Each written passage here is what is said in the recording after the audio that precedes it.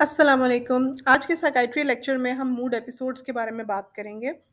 So what are mood episodes? Mood episodes एक distinct periods of time के अंदर एक एबनॉर्मल मूड का होना, उसको हम मूड एपिसोड कहते हैं। इसमें डिफरेंट टाइप्स होती हैं, जैसे कि major depressive episode, manic episode, hypomanic episode and mixed features. अगर आपको थोड़ी सी कंफ्यूजन हो रही है इन टर्म्स में, तो मैंने mood disorders, normal abnormal mood के ऊपर सेपरेट वीडियोस बनाई हुई हैं। आई सजेस्ट कि आप उनको पहले देख लें, जिसमें एक बेसिक ओवरव्यू मैंने टर्मिनोलॉजीज का भी दिया हुआ है, कॉन्सेप्ट भी दिए हुए हैं। Now let's get started with each of these mood episodes in brief detail. So major depressive episode क्या है? इसको अक्सर बुक्स में MDE के तौर पे लिखा जाता है। इसको डायग्नोज करने के लिए कि ये एक पर्सन को हम कहते हैं कि इसको मेजर डिप्रेसिव एपिसोड आया है, वो किस बेसिस पे कहते हैं कि that person should have at least 5 of the following symptoms, must exclude point number 1 and 2 for at least 2 weeks. क्या मैंने कहा कि इनमें से 5 चीज़ें होनी चाहिए, 2 हफ्ते या उससे ज़्यादा के लिए होनी चाहिए, और पहले या दूसरे पॉइंट में से कुछ होना चाहिए। ठीक है? इसमें क्या है? Number 1, depressed mood, sad sad feel होना। नंबर 2, एनहेडोनिया, कुछ भी फील ना होना। You lose interest in every pleasurable activity, और यू जस्ट लाइक ब्ला किस्म की जो फीलिंग होती है ना, कि कुछ भी फील नहीं हो रहा, you are kind of numb emotionally. तो या तो आप कह सकते हैं कि मेजर डिप्रेसिव एपिसोड में एक ऑब्वियसली एक सैड फीलिंग प्रेवलेंट है, डिप्रेस्ड मूड है, या एनहेडोनिया है। इनमें से कोई एक चीज़ होनी चाहिए। उसके अलावा फीलिंग ऑफ वर्थलेसनेस या गिल्ट, इंसोम्निया और hypersomnia, diminished concentration, psychomotor agitation और रिटार्डेशन, फटीग और loss of energy, recurrent thoughts of death और सुसाइड। ठीक है? सिम्टम्स जो होते हैं, it must not be because of some other drug, medication और सब्सटेंस यूज, और किसी और मेडिकल कंडीशन की वजह से ये सिम्टम्स नहीं होने चाहिए। You should rule that out before you consider psychiatric diagnosis.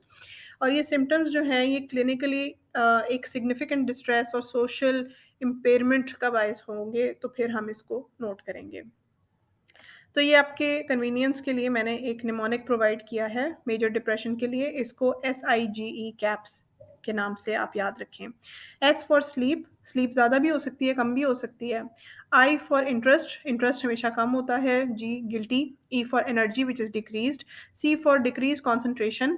A for appetite, appetite बढ़ भी सकती है, डिक्रीज भी हो सकती है। P for psychomotor activity, agitation भी हो सकती है, रिटार्डेशन भी हो सकती है। Or S for suicidal ideation. So I think it's a nice way to memorize all of these things I mentioned over here. Manic episodes, जैसे कि मैंने आपको कहा था, मूड का एक स्पेक्ट्रम होता है ना। एक एंड पे डिप्रेशन होता है, लो मूड की इंतहा, और दूसरी तरफ जो होता है वो हाइपर किस्म का मूड होता है, जिसका जो एंड वाला पोल है वो मेनिया है, मैनिक और हाइपोमैनिक स्टेट्स जो होती हैं। तो मैनिक एपिसोड हम कब कहेंगे किसी को है कि it is a distinct period of abnormally persistently elevated expensive और इरिटेबल मूड, और abnormally and persistently increased goal directed activity या लॉट ऑफ एनर्जी, जो कि 1 हफ्ते से ज़्यादा लास्ट हो चुकी है, और any duration if hospitalization is necessary, and includes at least 3 of the following, 4 if the mood is only irritable। ठीक है? तो ये जो मैं अगली चीज़ें आपको दे रही हूँ, इनमें से 3 चीज़ें होनी चाहिए कम से कम। इसमें क्या है? डिस्ट्रैक्टिबिलिटी, इन्फ्लेटेड सेल्फ एस्टीम और grandiosity, increase in goal directed activities socially at work or sexually, or psychomotor agitation, decreased need for sleep, flight of ideas, racing thoughts, more talkative than usual और pressured speech, तेज तेज बोल रहे हैं, interrupt नहीं होने दे रहे अपने आप को, बोलते चले जा रहे हैं। फिर ये कि excessive involvement in pleasurable activities that have a high risk of negative consequences like shopping sprees, sexual indiscretions।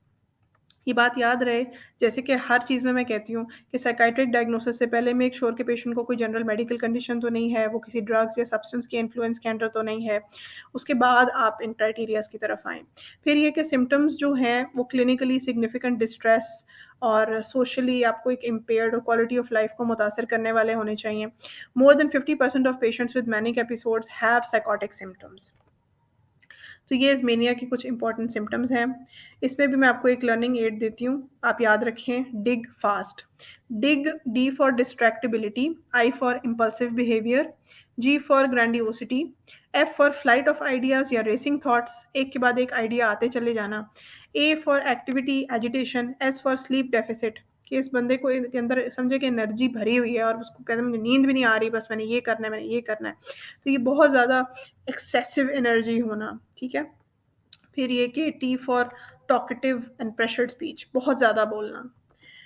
Note, manic episode को एक साइकियाट्रिक इमरजेंसी हम कंसिडर करते हैं क्योंकि इस तरह के लोग अपने लिए भी और सोसाइटी के लिए ख़तरनाक साबित हो सकते हैं क्योंकि इनकी जजमेंट बहुत सिवियरली इम्पेयर हुई हुई होती है और it's important to admit them, manage them, और जब आपको यकीन हो जाए कि ये थोड़े स्टेबल हैं तो फिर इनको रिलीज़ किया जाए।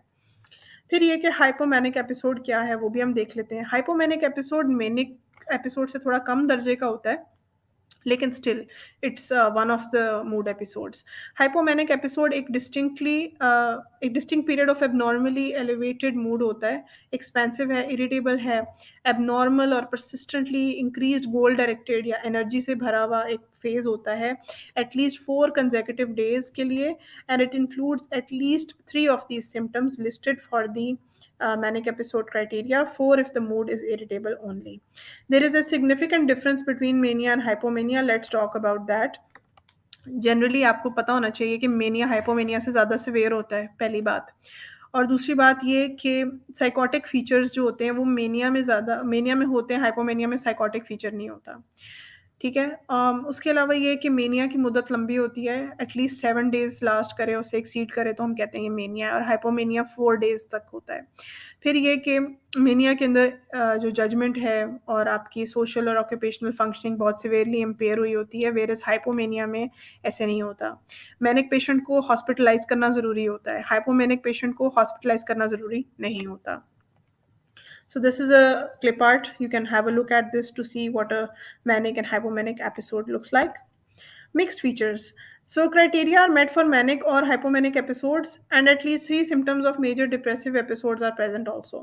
तो इसको हम कहते हैं ये mixed features हैं. These criteria must be present nearly every day for at least 1 week. अगर आपको कुछ समझ आया, आपकी अंडरस्टैंडिंग बेहतर हुई मूड एपिसोड्स के बारे में, तो please like this video, comment, share, subscribe to my channel and follow me on Instagram and Facebook. I will be back with more videos. अल्लाह हाफ़िज़।